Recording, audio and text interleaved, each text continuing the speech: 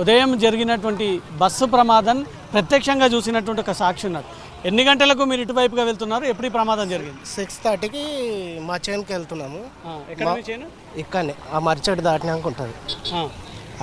ఇక్కడ మా భార్యను దించి ఆమె షాద్నగర్ వెళ్తుంది.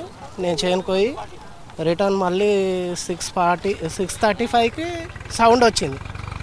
పేలుడు సౌండ్ వచ్చింది. టైర్ వాళ్ళనే పేలుడు సౌండ్ వచ్చింది.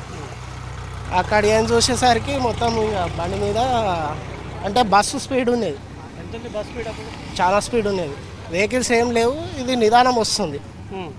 అక్కడ ఇంకో బైకు ఆడ గుంత ఉంది కదా, ఆ గుంత దగ్గర బైక్ ఉన్నది. ఆ బైకును తప్పేయడానికి లారీ డ్రైవరు ఇక్కడ వచ్చిండు. ఇది స్పీడ్ ఉండుట్లా ఇది దానికి పోయి తాకేసి ఆర్టీసీ బస్ పోయి టిప్పర్ అది వాస్తవానికి జరిగిన సంఘటన. అది మీరు ప్రత్యక్షంగా చూసినా నేను ఆడికేని. ఇక్కడ ఎండిపోయిన చెట్టు కనబడుతుందా ఆడ, అక్కడ నుంచి చూసిన వచ్చిరా. రాలే, నాకు భయం అయింది. ఎందుకంటే మళ్ళీ ఏమన్నా కాగలదని చెప్పి అక్కడ ఆగి ఒక 15 నిమిషాల తర్వాత వచ్చేసిన.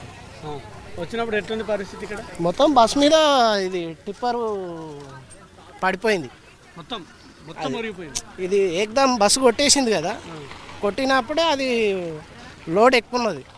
60 టన్నుల లోడ్ ఉంటుంది ఆ బండిలో. అది నిదానమే ఉంది బండి కూడా. వాడిని తప్పేనిక పోయి బస్సోడు దీనికి తాకేసి వచ్చేమన్నా లోపల వాళ్ళని బయటికి తీసే ప్రయత్నం చేసినామా? మనం లోపల పరిస్థితి అంటే నాకు బ్యాక్ పెయిన్ ఆపరేషన్ అయిందన్న. నేను ఏం ముట్టకోలేను, వంగి ఏం చేయలేకపోతా. నేను దూరం నుంచి చూస్తే ఏం చేస్తారు? అప్పటికి వచ్చేసారు. అంత చిన్న పాప ఉంటుంది. ఆమె ఆ బిడ్డను కాపాడడానికి ఇట్లా మొత్తము పిల్ల మీదకి ఇట్లా వంగి పండుకొని ఉన్నది సీట్లని. అట్లనే అయినా గంట అయింది ఆ పాపను తీసే వరకు. అంతా అది వర్ణించలేని బాధ, చెప్పలేని బాధ అది. ఇప్పుడు ఆ పాప తల్లి మీద కంకర మొత్తం వచ్చి పడిపోయింది, మొత్తం మునిగిపోయింది ఆ కంకరలో. నేను చనిపోయినా సరే నా బిడ్డనన్న బతుందని చెప్పి ఇట్లా ఇట్లా ఉండిపోయింది.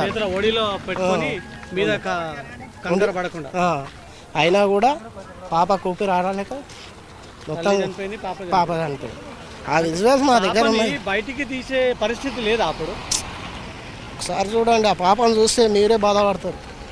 ఆ పాప విజువల్స్ చూస్తే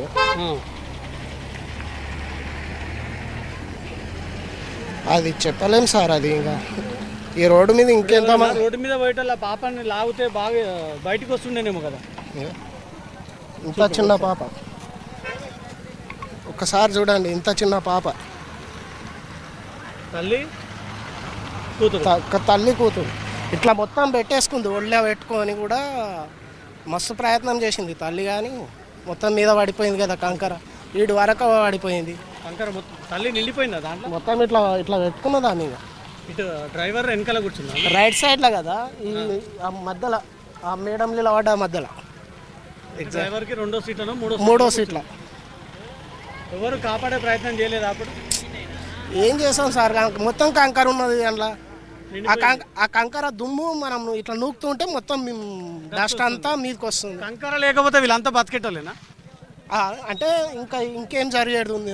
కంకర ఇంకా అంతకెక్కువ అయ్యేది ఉండేను. మరి చెప్పలేం కదా. అప్పుడు ఎంటీ బండి ఉంటే ఇంకా స్పీడ్ ఉంటుండే కదా. ఆ స్పీడ్కి ఈ స్పీడ్కి ఇంకెంత దారుణం ఛాన్స్ ఉంటుండే. అట్లా మొత్తం ఎంతమంది ఉన్నారు బస్సులో అప్పుడు? 72 మంది ఉన్నారు సార్. ఎట్లా దిగిరు అంటారు వీళ్ళందరూ? అద్దాలు వల కొట్టేసి వాళ్ళంతా వాళ్ళే కొట్టిరా బయట నుంచి ఇక్కడ చుట్టుపక్కల ఉన్న వాళ్ళందరూ వచ్చేసి పలగొట్టేసి ఒక్కొక్కరిని దింపారు. దాంట్లో ఒకే కుటుంబానికి చెందిన ముగ్గురు కూడా చనిపోయారు, అక్క చెల్లెలు అందరు టోటల్ వాళ్ళదైతే ఇంకా కుటుంబమే ఆరిపోయింది.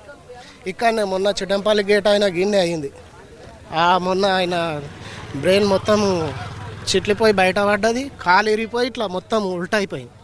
తీసి ఇక్కడనే వండబెట్టినాం. మా బామ్మాడిది పిల్లగాడు కూడా మొన్న యాక్సిడెంట్ అయింది 15 days కింద. మొత్తం ఇదే రోడ్డు మీద యాక్సిడెంట్ అన్నీ ఇవే. మేమైతే ఇంకా అది తీస్తున్నాము, పండగ పెడుతున్నాం, కానీ ఎవరు పట్టించుకునే నాదు. పరిష్కారం ఏంది? ఇక అంతా వాళ్ళకు ముడుపులు అందాలే కదా. రాజకీయ నాయకులకు ముడుపులు అందాలి. నేను రాజకీయ నాయకులకు ముడుపులు అందితేనే పనులు అవుతాయి. ఇప్పుడు ఏంది చెట్లు అని పెట్టారు, చెట్ల మీద కేసులు పెట్టారు. ప్రజలు చనిపోయినాక చెట్లు ఉంటే ఏం లాభం? ఉండకపోతే ఏం లాభం చెప్పు. ప్రజలు మంచిగా ఉంటేనే కదా చెట్లను పరివారాన్ని మనం కాపాడేది. మనుషులే లేనప్పుడు చెట్లు ఉంటే ఏం లాభం. రైట్. ఉదయం 6:30 ప్రాంతంలో తను బావికి వెళ్తున్నటువంటి క్రమంలో కొద్ది దూరం వెళ్ళేటటువంటి టైంలో ఒకసారిగా శబ్దం భారీగా రావడము ఏంటి అని వెనక్కి చూసేసరికి ఆ టిప్పర్ వాహనం వచ్చి ఈ ఆర్టీసీ బస్ పైన పడిపోయిందంటూ మాత్రం ప్రత్యక్ష సాక్షి చెప్తా ఉంది. కెమెరా పర్సన్ క్రాంతితో రవితేజ, జీ న్యూస్, హైదరాబాద్.